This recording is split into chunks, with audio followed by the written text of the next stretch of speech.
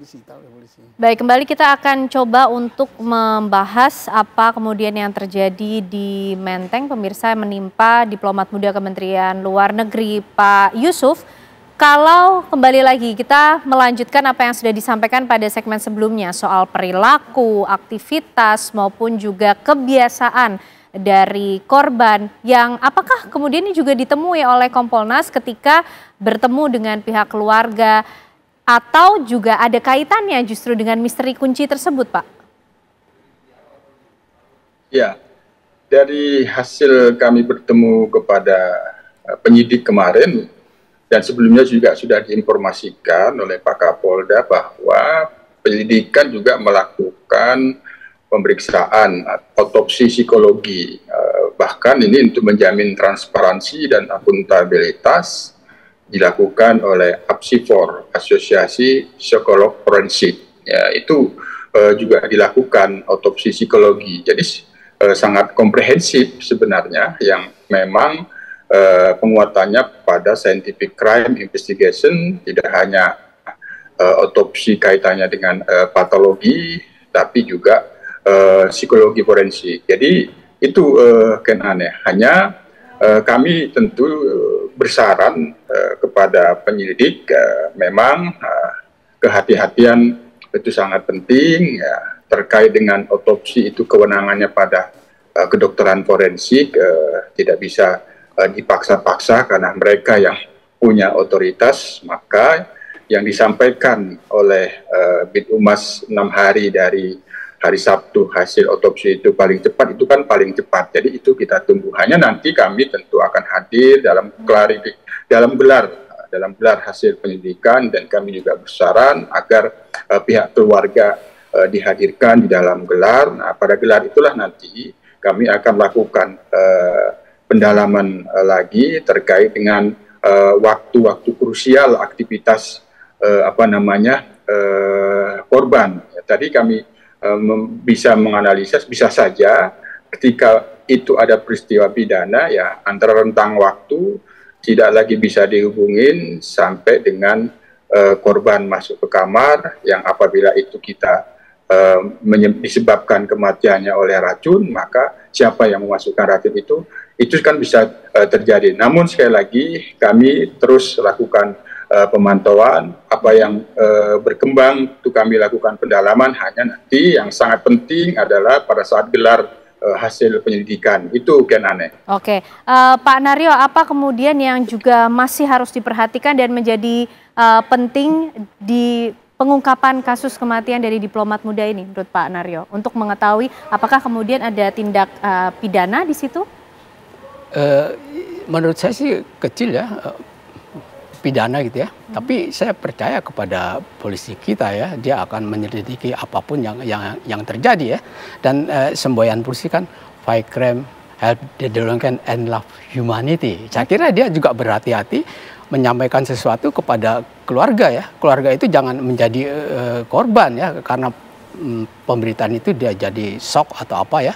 Kita nggak tahu penyebabnya, apakah masalah hutang piutang atau masalah cinta ya. Itu kalau cinta kan biasa sih ya, itu lumrah. Nah ini barangkali saya kira polisi akan memperhitungkan itu. Dia sedang menyusun kalau tesis atau ini ya, tesis yang asli ya, kan runut gitu sampai oh iya begini, itu alamiah, itu scientific yang itu. Jadi Pak Naryo melihat sejauh ini apa yang sudah dilakukan oleh kepolisian dan juga Kompolnas sebagai pengawas, ya, ini sudah semuanya on the track atau masih ada lagi yang harus dilengkapi? Ikun tadi sudah dikatakan semua, akan menyelidiki siapapun yang dapat memberikan informasi yang itu.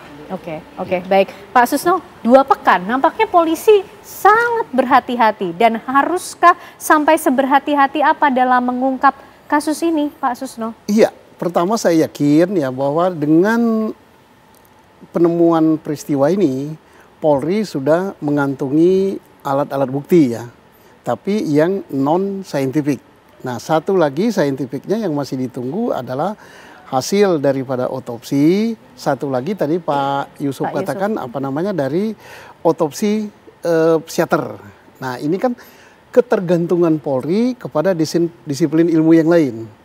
Nah, mudah-mudahan dua disiplin ilmu yang belum dikantongi ini segera keluar, dan mudah-mudahan itu tidak jauh dengan kesimpulan yang sudah didapat Polri sekarang. Jadi walaupun Polri sudah mendapatkan kesimpulan, dia tidak berani mengumumkan. Tunggu nanti supaya apa yang kita umumkan itu tidak terbantahkan karena sudah didukung oleh bukti forensik. Kalau bukti forensik itu tidak bisa berbohong. Karena yang ngomong alat bukti ini. Tapi kalau alat bukti saksi itu bisa bohong. Ini kita bertiga ya. Bertiga, ini tulisannya itu. Tapi kita setelah di luar, kita ditanya, apa tulisan di dalam tadi? Oh, belum tentu tulisannya persis seperti yang dilihat. Enggak, kita bersepakat. Kita katakan tulisannya A, B, C, D, E, F. Padahal bohong kan. Tapi orang yakin A, B, C, D, E, F padahal bohong kan. Jadi saksi bisa berbohong. Tapi kalau alat bukti forensik tidak bisa berbohong. Ya kita tunggu saja. Insya Allah segera diumumkan ya. Dan tidak ada lain-lain lagi, dengan mungkin dengan kalimat yang enak, terungkap, pengertian terungkap itu tidak harus ada tersangka. Oke, tidak harus ada tersangka, dan bukti atau scientific forensik ini betul-betul nanti menjadi kunci sehingga polisi bisa yakin untuk menyimpulkan, begitu Pak Susno? Oke, baik. Dan Pak Naryo mungkin juga tambahan, adakah lagi kemudian unsur lain yang dari kita masih menunggu ya, polisi bekerja, yang nampaknya juga menarik untuk diungkap selain misteri kunci mungkin? Maksudnya yang diungkap? Yang dicoba untuk dikejar oleh pihak kepolisian mungkin, untuk kemudian sambil menunggu pihak kepolisian juga bukti forensiknya, ataukah kemudian ada hal lain juga yang menarik Pak Naryo melihatnya? Oh, mungkin ada kemungkinan lain juga yang perlu untuk dikejar atau didalami di situ?